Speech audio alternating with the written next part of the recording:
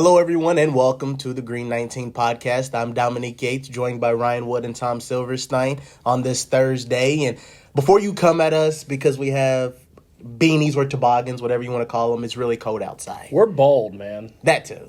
And it's cold. There comes a point in every winter where I find a beanie. The closest beanie that I can find, it goes on my head, and it does not come off until April. Oh, yeah. And it's not a fashion statement. No. My head is cozy. It has no hair. I need the beanie. Yeah, and it's just cold. So I think that was the one thing that stood out to me whenever I took this job. I guess it's now been 3 or 4 months. People were asking, what do you hope to bring to this department? I said hair. It didn't work out very well. So Tom is pretty much our guy because we have Pete Doherty and us too. So isn't that amazing? Tom leads us when it comes us to young hair. guys, man. We're bald. Tom's still going strong. I'm jealous. It's my one redeeming feature. Redeeming feature. That's awesome. Let's jump into this, though, because heading to Seattle this weekend, the Packers have another big game in front of them, looking to improve to 10-4 on the season and kind of get closer to clinching a spot in the playoffs. And this is a team, when you look at the Seahawks, maybe earlier in the season, I would have been comfortable, you could say, picking the Packers to win this game, but that's changed a little bit as of late. The Seahawks have been playing really good football. And I'll start with you, Spoon. Just what do you see when you look at this Seahawks team that's 8-5 on the season, and I think won 4 in a row heading into this game? Yeah, they're in a little bit of a roll. They had a lot of problems on their offensive line to start the season, and kind of held them back. And I think they've kind of corrected those things, and they've just. They've been really solid. Geno Smith is always solid. He's going to turn the ball over occasionally, but their run game is really good. Kenneth Walker is a stud and can hurt you. And when that offensive line is blocking well, then he's done really well. So, and then, the Mike McDonald defense, he brings that Baltimore defense to Seattle, and they're very solid up front. Leonard Williams is, a difficult guy to block inside. They got Jaron Reed, who the Packers know. He's a good pass rusher. Devin Witherspoon's a really good corner. I just think they're a solid team. I don't think they're unbeatable for the Packers, but playing at home, they're a tough team to beat because of how well they run the ball, I think. Yeah. Ryan, what do you see from Seattle heading into this matchup? Well, what strikes me about this matchup is that if the playoffs had started this week, this would have been the same matchup. It would be the number 6 seed Packers going to the number 3 seed Seattle Seahawks. Maybe not in prime time, and specifically about this matchup, that is a hellacious place to play, really whenever, but especially at night. The loudest noise that I've ever heard in all my years covering football games at SEC, NFL level, was the 2014 NFC Championship game right after the botched onside kick. It was the type of noise, if you go back to that game, the Packers still had a 19-14 lead. There was no reason to, believe, okay, this is 100% over, because the Seahawks still had to score a touchdown. But that kind of noise made it clear, this game is over. You knew it then. Just the press box shook. There's not a lot of environments in this league that can really duplicate that. But that's what you can expect going into a primetime game in Seattle. So it's a solid game. It's a solid opponent against in a game that's played in a hellacious environment. And this is going to be a real test for a Packers team that knows this could be the wild card matchup. I mean, this very well might be a same identical scenario that they go back to a month from now. When I look at this Packers team, I feel like even similar, we talked about it last week, everything is in line for this team to do, you can say what they want to do in terms of they're incredibly healthy. For the past 2 days, only one guy has missed practice with Javon Buller. Jair Alexander was listed as a full participant, so he might even be inching closer to getting back on the field. Obviously, we'll have to wait and see what happens if and when he plays, but there's a lot of pieces in place for this team heading into just the rest of this season. So, I don't know, Spoon, when you look at this team, I don't know, how do they kind of put it together? Well, part of the thing is there's not really much for them to accomplish in the last 4 games. They just need to not lose all four and somehow fall out of the playoffs. But it's probably pretty unlikely that that's going to happen. So they're not going to win the division. That's practically a certainty. So they're going into the playoffs. So what they have to do is find, themselves. I think offensively, for one, they got to really sort of get their passing game into gear, get it really explosive so that when teams like Detroit just load the box up and just refuse to let you run the ball, that you can hurt them, that you can pull them out of those 8-man boxes and constant blitzing. I mean, you've got to be able to punish some teams when they do that. And they couldn't really do that till late in the, till the second half of the Detroit game, and then they couldn't really do it consistently enough to win it. I think those are the things. They've got to get their chemistry back in the passing game. And then defensively, I think they showed some really good signs against the Lions in terms of stopping the run. Mm-hmm. They got to get Alexander playing. I mean, I don't know how you can rely on him, but if for some reason they can get him back for the playoffs healthy, that'll go a long way towards improving the defense. So really it's just about, sharpening some areas of the team. And I really think it comes down to, I think Jordan Love is on the cusp of being back to who he was. He's making some of those throws that you go, okay, that's what Jordan Love did last year. He made some throws that just made you shake your head.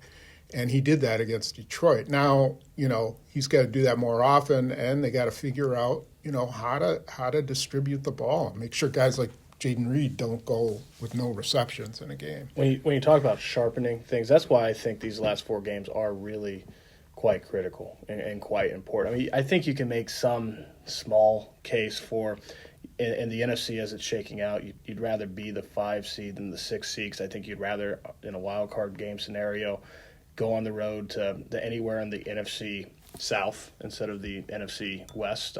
You'd rather go to Tampa Bay instead of Seattle. You'd rather go to Atlanta instead of maybe LA and Matthew Stafford. So, but that's marginal, right? I mean, at the end of the day, the Packers probably be favored against either division winner. To me, what this team did a year ago and why they positioned themselves in 2023 to make a potential playoff run is because they got exponentially better from the middle of December to the start of the playoffs. I mean, they went from making Tommy DeVito a name that I still remember a year later and Baker Mayfield a perfect quarterback to being able to go into San Francisco and go toe-to-toe with the 49ers in a game that they left feeling like they should have won and having a legitimate reason to feel that way. They have to do the same thing this year. They have to take another step in these next 4 games. The reality is they showed that they're close to the Detroit line. I mean, it's not like, where they're at right now, they have a puncher's chance to go into Detroit, but that's all it is. Take another step, then you might feel real confident and secure with your opportunity to go into Philadelphia or Detroit. If they don't, they're going to be the underdog in those type of scenarios, and they should be. So to me, it's can they exponentially get better in the final month like they did last year? And if they do, this is a team that could make a playoff run. If not, I don't know how they will. I do want to jump more into the offense and bouncing off the point about the passing game as well, and even with Jordan Love. I thought about, the touchdown throw over the middle to Tucker Kraft. That was money. The play where, you have a linebacker from Detroit coming in the A-gap. Love gets away from the pressure, throws that ball to Christian Watson. Just like you said, a lot of money plays. And then you look at the passing game going into Seattle. I'm pretty sure, correct me if I'm wrong, I think statistically Seattle might be the worst team. You could say defending play action offense for opposing teams. It's something along the lines where they struggle in that regard. So is this kind of one of those opportunities? You talk about they load the box just a golden opportunity to see if your passing game can take another step? It depends on how Seattle plays them. I don't really know what they're going to do. I mean, if I were them, I would do the same thing that Detroit did. Mm-hmm. And, and they're going to have a better front, and they've got, decent linebackers. I would do that to them and make them, prove that they can beat you with their passing game. I don't know, but every team's different, so you don't know how they're going to attack the Packers. I do think it's a challenge, and the thing, Roy Butler and I were talking about this in our video, is that I think LaFleur's got to help Love out a little bit more. I think these situations where he's going to get blitzed, I think they've got to be able to have some quicker outlets for him, some plays over the middle. Now, the return of Romeo Doubs might help that. He's like their money guy across the middle. But, it's tough when they're playing in these venues where it's so loud. That's why, losing to Detroit again was so tough, because it just guaranteed that they're going to have to play on the road. Now, maybe they would have even if they beat Detroit, but that's why you play at home, so you don't have to worry about, getting off the snap at the right time, or being slow to get off the snap, or the defense has the edge because you can't hear the snap count. So that's what they're going to face again against Seattle. And I'd like to see if LaFleur can help Love out a little bit more on that and get the ball out of his hand anytime, there's 6 guys coming at him. Yeah. It's similar take with the passing game. What more do you want to see from that, especially because there's so many layers to it? It could be, with Jordan Love. It could be receivers. You can say not dropping the ball. It could be maybe even the offensive line and how they block, because even early on in that Detroit game, struggled. Like with the first play of the game, I think was a sack on Jordan Love. Just, what are you looking at when you watch the passing game from the Packers? Well, I go back and forth on this, so I want to actually, I'm curious what you guys think. But the whole, Jaden Reed had 1 target in Detroit, and he had a monster start to the season. It hasn't been there the past few weeks. Is that important for him to be a guy that every single week is treated like a number 1 receiver, that is the focal point of your game plan, regardless of who you play or not? Yes, absolutely.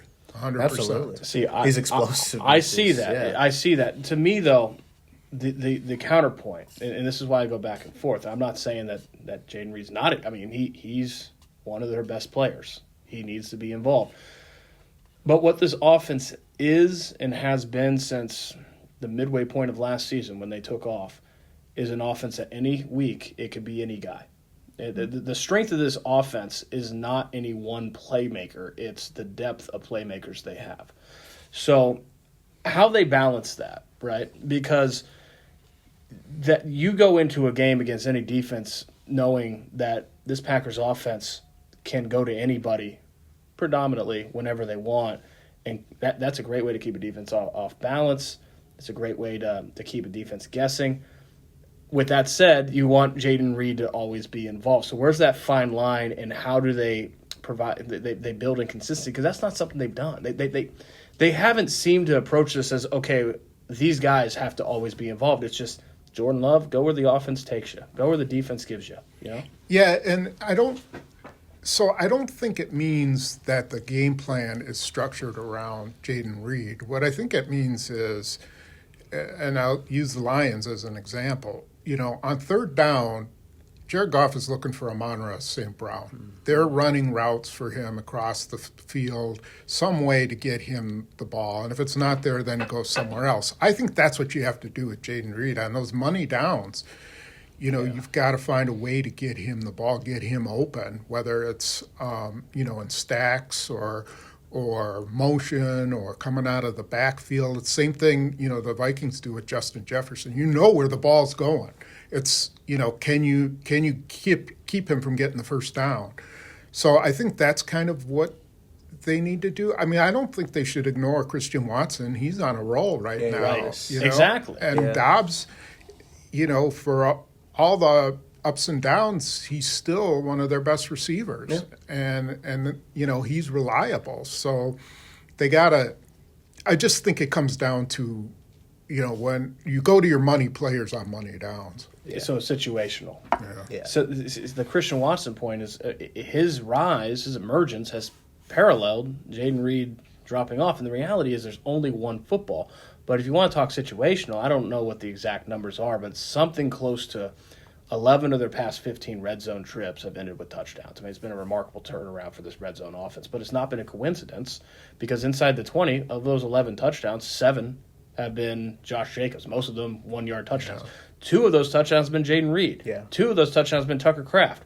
Name for me 3 players that you absolutely want to go to inside the 20-yard line on this Packers offense. It's Josh Jacobs, Jaden Reed, Tucker Kraft. Yeah. So situationally, inside the 20, they've turned it around because they've gone to their playmakers. With that said, there is only one football, and you have a lot of guys to go to. You don't want Christian Watson to take a single step back from what he's been doing because he's a guy that can break the game wide open going deep. Romeo Doubs is going to come back into this offense. He's got, how do you balance that? I think is really interesting. And so, yeah, I mean, situationally, having the guys that you know you can depend on in third down, I can see that argument. But I think it's a really interesting balance for this offense when they have one football and a lot of guys to give it to. It's fascinating. But I don't know, just something about Jaden Reed and just the way he's played this season and just that explosive factor he has. And he's been relatively consistent early in the year. Like a lot of the guys, they had some drops, but I just think he's been a really good go-to guy. And just for me with this offense, I just like to see him used not only in it, but maybe even as a decoy, just to distract and keep the offense guessing. One of the great plays I saw from Detroit, and another reason why Ben Johnson could be a very good head coach one day, that 4th and 3 in the red zone, Lions go for it. They moved David Montgomery, put him to the outside, put Amon-Ra St. Brown in the backfield before the Packers could even notice. Touchdown to Patrick right there.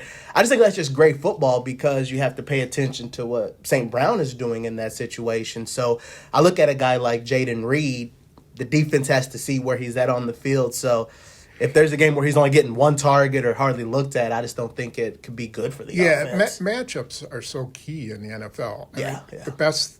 I I thought the best thing Ben Johnson did was that play to Jahmyr Gibbs when he matched him up with Isaiah McDuffie. Yeah. You know, he figured out a way to say, okay, I'll isolate those two. That's what they have to do with Jaden Reed. Yes. Isolate him in certain situations against certain cover guys who they know can't cover him. Mm-hmm. And, you know, Ben Johnson knew Isaiah McDuffie could not cover Jahmyr Gibbs and set it up like that, and it was an easy touchdown. So same with the Stokes and Patrick. Mm-hmm. He just knew one-on-one that Patrick was going to beat Stokes. Yeah. And set it up so that's how it turned out. So I think LaFleur is going to have to get better at doing that and finding ways to match Reed up against lesser opponents. I want to go back to the word Dominique said, which is decoy. And that, to me, is the strongest argument for why Jaden Reed needs to always be heavily involved in this offense. Mm-hmm. Because, you know, Josh Jacobs can be a decoy, obviously, with the play action. Christian Watson, when he's hot, deep, he can certainly be a decoy. When he's hitting deep, you gotta, your defense has to rotate to that side to help. But really, there's no one on this offense that can be a stronger decoy than Jaden Reed, because not only does he make plays all over the field, but he's also the pre-snap guy, right? I mean, all the pre-snap motions. To make that, to make him a guy that can be an effective decoy and set everyone else up on offense, there has to be the viable threat that he's going to get the football, or that he can get the football any point. When that goes away, that's when he's not as strong as a decoy as he could be, when you know that, okay, it could be him any play. So that word decoy, to me, is even more than his playmaking ability, which is substantial. That is the reason why you got to find a way to still keep him involved. Yeah, he's a guy, he just has to be accounted for if you're a defense. So if you're looking at where he's at on the field, and if he's, like I said, he might even be used in the play. On that Lions touchdown, it wasn't to St. Brown. He just kind of flared out, and you still have to account for it, and two guys right there open. So I just think that's just winning plays right there, and it's just smart situational football. And you, like Spoon said, you take the matchups, that's a given. Well, to do that, you got to have him on the field more than any other receiver. And I don't think they do that because they really love Wicks's blocking. Well, his blocking is outstanding. Yeah. Dobbs is a decent blocker, too. But I think, you know, they get a little enamored. And you know that Wicks has been, you know, I've been on his bandwagon since the day he walked in here. Yeah. But I think that Reed needs to be on the field more, and that might take away from some of Wicks's snaps. You know, he's getting there. You know, I was like, he didn't have a drop in the Lions game. I don't believe. Had a nice run after the catch, and took a big hit and survived it. But I still think that Reed should be on the field because he's the biggest threat. Yeah. Teams know it. Yeah. Another point I wanted to just kind of touch on very quickly, because obviously, and it's about Luke Musgrave. He came back to practice. You're not going to see him, at least not this weekend, but at least he's going through the process of getting back. Just with this offense, what could he do if you were able to add him to the mix when you're thinking of like 2 tight end sets, or just his abilities, especially for a lot of people that, and me included, that haven't really been able to see a lot of him. Well, it's funny, we're talking one football and so many guys to get it to, and here comes this week potentially Romeo Doubs, and in the near to intermediate future, Luke Musgrave. That's just more good problems to have, right? I think we have to be careful with what we expect from Luke Musgrave. Right. I mean, he's missed so much time, and the talent is it's clear. The talent is clear.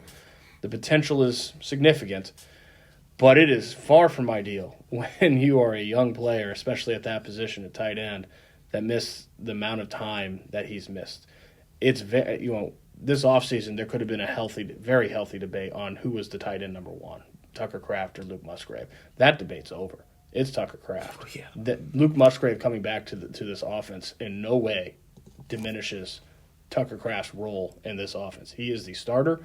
He is their primary option at tight end. He is by far the best blocker there. So that doesn't affect him. So the question is, how do they re-implement a weapon, which is what Luke Musgrave has the potential to be. He can stretch the seam. He has great size. He has great speed. He just hadn't played a lot of ball. So it's an open question what they're getting with Luke Musgrave. If you're the Packers, you're hoping for more good problems, because he has shown, in limited sample size, he has shown that he can make plays at this level. Yeah, I think what his path is, so they get him a couple of weeks of practice, and then they can bring him back and get him a little bit of action. I think what he brings is possibly they can take some pressure off of Kraft, like he doesn't have to play 70 snaps, even though I don't think he cares, and I don't think it affects his performance that much. But, that going in the playoffs, nobody will know anything about Luke Musgrave. And if they want to design a couple of plays, where he can stretch the field, which is what he's known for doing, he's extremely fast, then, yeah, they can design some plays in the playoffs that might be able to take advantage of it. But he's not going to be – like Ben Sims still is a better blocker than Luke Musgrave is. So you're going to want Ben Sims on the field, I just think there's opportunities where – you might be able to drop some plays where Luke Musgrave might get a one-on-one with a linebacker or something, and you're like, okay, let's see if we can get something out of it. Yeah, Luke Musgrave's he's going to be your move tight end. You just move around the formation, try to dictate matchups. But, the snap thing, now is not the time, with 4 games to go in the regular season, the playoffs after that, to take a single snap off of Tucker Kraft, in my opinion. You want to ride the hell out of him. Yeah. You ride him in the ground. You got the offseason rest, because he's so important. And really, to me, if you're looking at guys on this offense that could single-handedly, individually kind of help spark more from this offense, getting even more from Tucker Kraft, which I think is a very plausible reality for this offense down the stretch, very little can boost this offense more than that. Matt LaFleur said that Tucker Kraft's just scratching the surface, and I think that there's something to that. So as much as you can get out of him, get out of him. The thing that this offense has never really seen is the design of these 2 tight ends. They've never seen what Tucker Kraft and Luke Musgrave can do together, which is exactly what Brian Gutekunst envisioned when he drafted Luke Musgrave in the 2nd round and then doubled down with Tucker Kraft in the 3rd round. Tucker Kraft on his own has been a smashing success. Mm-hmm. He's a potential star in the making. Mm-hmm. He's ended the 3rd round curse that this team has had, but they've never had the 2 together. And I don't know that I expect that to happen this season. I think that's a bit much. But if you're the Packers, you can certainly hope, right? You have to be tantalized by the idea of having this move tight end that stretches the seam and has the size to make plays all over the field, and Tucker Kraft, who is a classic inline guy and a potential star at that position. What those two could do together. Yeah, Tucker Kraft, that's also Shawn Michaels' favorite football player in the NFL. So after his infamous kickflip, Shawn Michaels tweeted about it, Heartbreak Kid. I thought that was just a great move. Not Kirby Joseph's favorite player in the NFL. No, I don't think they exchanged jerseys after that game. But, I won't hold that against him, fair enough. But, hey, to Tucker's credit, he said he's done with the trash talk in the locker room. He's just going to stick. Yeah, what was he talking about? Something happened pregame. There was video of those two, Kirby Joseph and Tucker Kraft, jawing at each other. Kirby Joseph had to be, I want to put this in air quotes because who knows, but he had to be, quote unquote, held back. And Tucker Kraft just kind of looked at him. Tucker Kraft kind of handled it. And anytime when I was younger, I would have handled situations a lot like Kirby Joseph, like hold me back. Now that I've gotten older, I kind of I handle things the way Tucker Kraft did, which is just look at the guy and keep walking. Dude, I gotta play a football game, man. The time for talking was like during I'm going to the locker room right now. Like he was kind of just over it. Yeah, Joseph did take a nice shot at his knees on that play. He tried. He tried to get him, and Kraft was waiting for him. Yes, he dodged out of the way. He took a big hit for it, but at least he didn't get hit in the knees. Is that not kind of self-fulfilling there? Like Tucker Kraft ain't no dummy. He knew. That's a guy right there. He said it. That's a guy that's going to take a shot at my knees. So, maybe just the fact of saying it was kind of helpful to be ready for it when it came. Yeah.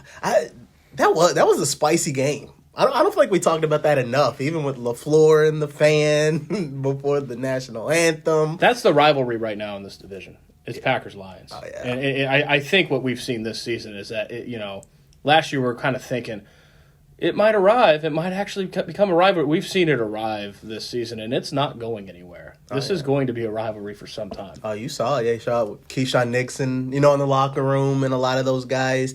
Like I said, when you see the head coach of the Green Bay Packers and a fan going, face-to-face there in the field that was a mistake. He should not have. No, he shouldn't have done it at all. Not at all. I mean, you can't let your emotions on an idiot like that. I know he's probably thinking, this will fire up my team, or everybody will have my back, but you just can't do that. No. And I don't know how it might have affected him during the game, in the early portions of the game. But you got to keep your emotions in check. And I'm sure he feels like he shouldn't have done it, but Yeah, I mean, he gave the fan what the fan wanted. He wanted to be seen. He wanted the notoriety. That's true. LaFleur gave it to him. Yeah. If he just simply went to the security guard and said, hey, get him out of here, no one's noticed. Matt LaFleur's been a fiery guy on the sidelines. We've seen that. The unsportsmanlike conduct penalty, gosh, I don't remember. Was it the Texans game? It was earlier this season. When his team was on the 1 yard line. And then, you could argue that the challenge in the first half was a rash, emotional decision. Gosh darn it, Jahmyr Gibbs didn't get to the first down mark. You don't ever challenge, and Matt LaFleur said this on Monday, don't ever challenge a spot of the ball. It's just, you're not going to win that one. Unless it's fourth down. And you're going to get the ball back. It's always enticing, the human element, gosh, and it's funny, Matt LaFleur's like, well, Dan Campbell probably would have gone for it anyway, and he's probably right, and they probably would have got it. So another reason why challenge it. Yeah, I don't know whether his emotions were affected during the game to do something like that. You never know, but stay on the sideline. With all of that said, I do have to say the greatest mistake there, to me, was on Ford Field security. Don't let an idiot fan. You have to be on guard and aware. The idiot fan was the problem. Right? Oh, yeah. That was the problem more than anyone else. You can't be talking smack to players if your job's to hold the flag. Hold the flag. If you're not holding the flag, security, get that guy off the field. He has no business being there. So I don't want to pass over the idiot fan because that can't happen, and security's there for a reason, and that has to take precedent of if you see anything nonsense like that happening, get him out of there. Yeah. Matt LaFleur shouldn't have had to say anything, is what I'm saying. The security should have taken care of that, and they didn't. It is fascinating that he was allowed to be that close and just even move. Because, like I said, I would have had a security guard right behind them, just go this way. Like, here, go bring out the flag. Don't bother But anybody. you don't know which one of those guys is going to act a fool. So they That's had true, security on the field. I mean, you just couldn't get over there, I don't think. I mean, I have to look at it again. But, there was Packers security there. All LaFleur had to do was turn around and walk back to the sideline, make sure none of his players reacted, too, because that would have been bad as well. So, whatever. People act stupid all the time. It's up to you especially to in Detroit. decide how to, respond to it. Hey, I'm a born and raised Hoosier. I remember November 2003. Remember at Detroit, the Brawl. There's something about the Detroit fans. You never know. It's true. It's fun, but I don't know. I like Detroit fans. they were nice to me there. They're very passionate, and I give them a lot of credit for that. They've been through a lot of crap. Absolutely, absolutely. I'm just saying, nice. Detroit fans don't have the best reputation when it comes to American sports. They were. I mean, yeah, it was nice. I walked in. They were playing Kiss. It smelled in the air. We don't have to talk about what it smelled like out in the air. Their pregame Detroit, shows come a long way. They really amped that up. They did. That was nice. Detroit fans are very passionate. It reminds me in some ways of like the NFL's version of Cubs fans. Like long suffering is the definition of a Detroit Lions fan. I get that. I'm just saying. There's been some crazy things happen before. Yeah, so it was cool. I just had a contact buzz before the game, but other than that, it was a very good atmosphere. It's a legal state, It is legal. It sure is. It is, and they use that. I did. I was just channeling my inner hippie during the game, I guess. But we haven't even talked much about the Packers defense, and I do want to touch on that. You kind of talked about it earlier, though, Spoon, when you was Geno Smith. I mean, I think he has over 3,000 passing yards on the season, but I think 12 interceptions as well. So you said he can turn the ball over. And I guess, what do you want to see from the Packers defensively when you do head into this matchup, and especially, maybe from things that they needed to clean up from Detroit? Well, it might be a lot of the same stuff. Yeah, I think they really need Edgerrin Cooper back on the field, and they need Evan Williams, of course. But you know what? I thought Zane Anderson played an outstanding game. Early on, he might have had a mistake, but, man, he was physical. And big. He made that play on David Montgomery and took his legs out, and bam. So I don't think they missed Evan Williams as much, but I think they missed Edgerrin Cooper. And God love Isaiah McDuffie. He is, every team should have an Isaiah McDuffie. He plays his heart out. He's tough. He made some great plays, but he just can't cover. I mean, he just can't cover. I don't know if Edgerrin Cooper would have made that play on Gibbs on that pass, but Edgerrin Cooper just gives you a little bit more in coverage. And I don't know if he's better as a blitzer, because Isaiah McDuffie had a couple of really nice blitzes in the Detroit game. But he's just, speed always is critical. And so I think that will help them going in. Alexander's always going to help. But I'm always so reluctant to say anything about that, because you never know when the guy's going to play. Yeah. So, Valentine and Stokes really had some issues. At one point, I think they benched Valentine after he blew a coverage, and then they brought Stokes out, and he's physical, but having him and Keyshawn Nixon is a huge bonus for them, and they're going to need it with DK Metcalf, Jackson Smith-Njigba, and Tyler Lockett. So it'll be challenging. Yeah, that's what I want. You've got to see. Their pass coverage has to be a little bit better. I thought their run defense was outstanding. Yeah. What about for you, Ryan? I think if the Packers win this game, they're going to have to get pass rush on Geno Smith. Yeah. You look at last week, probably the best game that Geno Smith's played this season, considering it was a very significant game in the NFC West on the road, Arizona Cardinals. Geno Smith completed 24-30 passes. That's 80%. You can't let him be comfortable, or he'll Jared Goff you. I mean, he will just efficiently pick you apart. That's what he does. He's not a dynamic thrower of the football, but he is efficient when you let him be comfortable. And that's, we started with saying that to me these last 4 games are critical to take a step. That all starts with the pass rush and that defensive line. Can they just finally get after the quarterback consistently. Having Jair Alexander back potentially could help. It affects the pass rush. It affects blitzing. But they don't win this game if they let Geno Smith be comfortable and complete 80% of his passes. Mm-hmm. That does not happen. If you get him uncomfortable, he is a guy who will give you opportunities to pick him off. So to me, the pass rush is everything, not just this week, but down the stretch and every game that they play the rest of the season.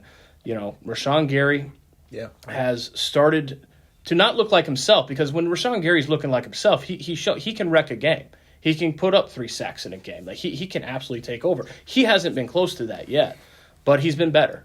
And is that just a good player that had a good couple weeks and that's just going to kind of trend back to disappearing in this pass rush again, or is that something that Rashawn Gary can build on to get back to where he needs to be for this Packers defense? And Rashawn Gary told me point blank, he knows that when he's at his best, this defense is at his best. He's got to be at his best for this team. Can he springboard the 3.5 sacks the last 4 or 5 weeks? Can he springboard that into eventually being the Rashawn Gary game record that we've seen before in the past, or not? That is a huge question mark to me. Yeah. As we near the end, are there any other areas that you guys are curious about? Maybe on offense, defense, or special teams? Anything that you guys are kind of keeping an eye out on? Nothing really specific. I mean, the conditions could be kind of crappy. Could be raining. I don't think cold is an issue. Could be windy. The Packers should be pretty acclimated to any kind of bad weather now. They played in rain. They played in cold. They played indoors. They played on turf, played on grass. They've done it all. So I don't think that should be a factor in it. Other than that, I think it's just going to be two decent teams, fighting it out, and Seattle with a nice home field advantage. Yeah, could be a shootout too. That'd be really fun to see. What about you? I see this being a little lower scoring game. To me, so I just said on defense, the pass rush. On offense, can they continue to stick with their identity, which is Josh Jacobs in that run game, despite the look? They ran the Lions into the Lions defense, had success when they were daring them to throw. This is an offensive Lions run game that can do that. But can they stick to that identity and finally have that big Jordan Love game, which we know is in there. We've seen it. When Jordan Love has big plays, a big game, and is efficient, and they have Josh Jacobs cooking, that is when this offense is just, it's darn near impossible to stop. We haven't seen that yet. So I thought that they did a better job, especially in that second half against the Lions, of using the run game to set up the big pass play. Can they continue that? That to me is where this offense eventually needs to get to be able to be ready for January. Should be good football, which is something that I love. I love some good football. Something else that I love is when we hear from Spoon, whether it is a good story, history lesson, or maybe a rant. We're not going to talk about Amazon this week. Right. But let's talk about what kind of circulated on social media this week. Brett Favre and Mark Gastineau, when it comes to sacks and sack records, and those guys had a bit of words. I always laugh when people are like clearly mad at someone while shaking their hand and they're acting like they're being friendly, but it's really like, I want to punch you in the face right now, guy.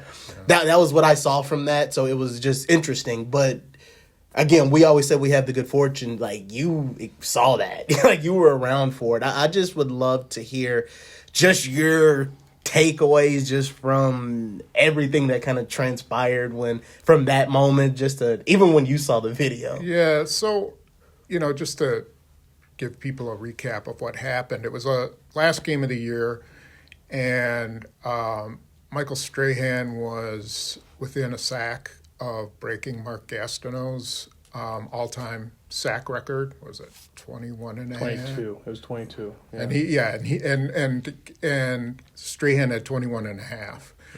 And the Packers went into the game. They had a very good offensive line back then, and And the Packers went in saying, we're not going to give Strahan that sack. And Mark Tauscher was the right tackle. He played his butt off. The entire offensive line did, and they shut Strahan down. And then they're getting in, near the end of the game, and they call a play, and I think someone's told me it was a running play, and Favre didn't hand it off, took a step like he was going to throw, and then went down and Strahan touched him down and got his record sack. So Mark Gastineau has obviously come back, and they were doing a special on that team. His front four of the Jets back then was called the Sack Exchange, and they got after everybody. And Gastineau had this ridiculous, you should look it up, it's a ridiculous sack dance that made him obnoxious to everybody in the league. But, he was a good pass rusher, and they had a good front four. Anyway, so it turns out he's ticked about it because they're doing a documentary or something on the Sack Exchange, and he talks about it, and then Favre has to respond. And the thing that really got me was that Favre didn't just go out and say, yeah, I did it, and I shouldn't have done it. I shouldn't have just given him the sack record, because it stained Michael Strahan. It did nothing for Michael Strahan. He had a great year, and then now he's associated with this sack that is a phantom sack, and he didn't want to be associated. Favre made that decision. Gastineau loses record, and like you were saying, Ryan, before we got on the air, it loses a lot of money for him in autograph signings and, going into the hall, having a record, But I'll never forget after the game, talking to the Packers offensive line at that time. And, Mark Tauscher was a guy who rarely spoke his mind. He's pretty bland, But I remember talking to him after the game, and he was just like, all I'll say is we shut him down, and it's very disappointing, or something like that. And you could see I've never seen it in him like that. I thought he was going to just go off, and I'm certain he was absolutely fried about Favre, because they had just played the perfect game against Strahan. They'd shut him down, and Favre goes and does this. And what really bothers me now is Favre's like, oh, well, yeah, maybe subconsciously I did it. I probably shouldn't have done it. And I'm like, why not just say you did it and it was dumb and I take responsibility. And, at that time, I thought it was the right thing to do, and it wasn't. But he just can't take responsibility for it. It was his fault. He created this whole situation, and only him, and he won't take responsibility. So I just remember looking at Mark Tauscher's face and thinking to myself, this guy is really upset, And I think the rest of the line was too. I need to start bringing popcorn for these. That was excellent. I'm telling you. Was Brett Favre and Michael Strahan tight like that? Yeah, they were pretty tight. I don't know how, or I can't remember, but a lot of respect between the two guys. And it's just a dumb thing to do. Yeah. Why would you do that? Why would anyone do that? Was jersey swapping a thing back then? I don't recall that it was. See, there's your problem. Swap jerseys. Right. Swap a jersey with a guy. Show your respect, all right? Yeah. Don't take a dive, man. And to me, it is the business side of it. And that was the point that Mark Gastineau was saying, was his autograph would have been a heck of a lot more valuable if you can say NFL single season sack record, next year. Yeah, and I think Gastineau thought that Favre had something against him, but it had nothing to do with Gastineau. It was all Favre thinking he was doing something nice for Michael Strahan. But, as the ultimate competitor, wouldn't you even think in your head, Michael Strahan doesn't want a gift sack. No. He'd earn it if he got it. And Brett Favre on Twitter did acknowledge that he didn't consider the financial ramifications, the business side, in a way that, and who knows, you knew him. I never knew him, in a way that he says that he would have understood today as an older age in life. But Brett Favre and Michael Strahan did not need post-career help. No. Mark Gastineau, a little different. Yeah. Nothing was changing the value of a Michael Strahan or Brett Favre autograph. Mark Gastineau, for certain, that would have helped. So, no, I thought that was interesting. Very interesting, and I loved to hear that. And there is no reason for me to jump in and talk anything about Brett Favre or anything in that era, because I might have only been like 4 years old anyways when the sack happened. So I'm probably around 7 or 8, maybe. And yet we're the ones that are bald, Dominique. We're the bald ones. The last thing I'll say about that is it's come to the point now where you really have to separate Favre, the person, from Favre, the player, Yes. because of some of the stuff.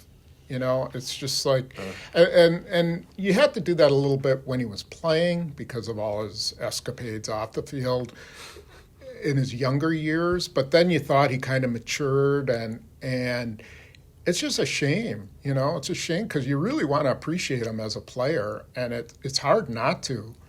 But then, then you always go, oh, yeah, what a jerk, that he did some of these things. So. Yeah. It was kind of good old boy back then, right? Okay, he's a little wild, but he's a good old boy. Now it's like, well, he's got some actual trouble. I couldn't imagine for a guy like Spooner, we'll end with this. You go from covering what you got, Brett Favre, Aaron Rodgers, and now Jordan Love.